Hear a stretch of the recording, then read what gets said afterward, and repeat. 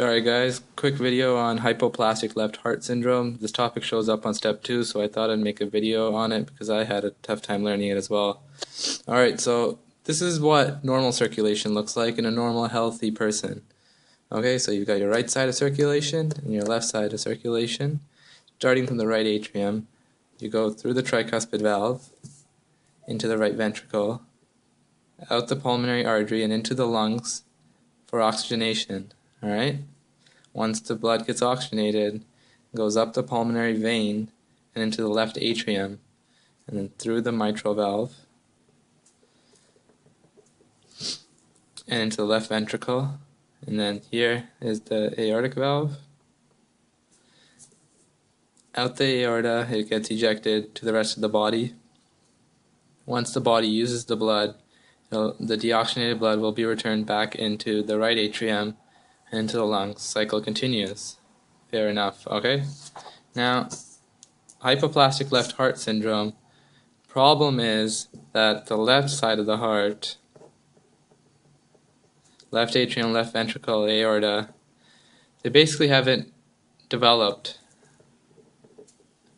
as you would want in a healthy infant or a healthy human being.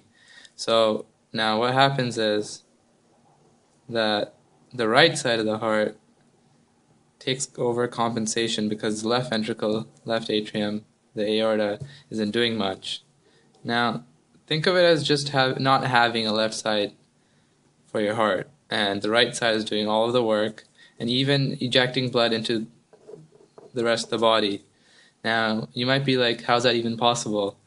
But there's this one connection between the pulmonary artery and the aorta called the ductus arteriosus. After birth, this normally closes.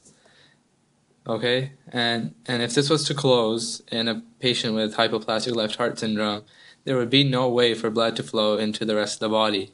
So basically the management is to keep the patent ductus patent. Okay? And how are you going to do that? You're going to do it with prostaglandins.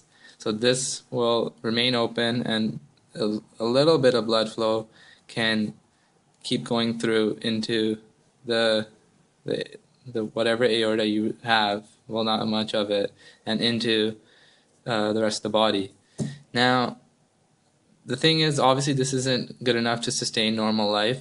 So yes, you can give prostaglandins temporarily to keep it open, but eventually you're just going to need a heart transplant.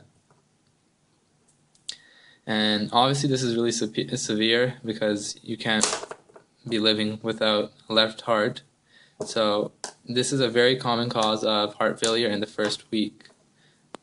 Just some other quick points about hypoplastic left heart syndrome.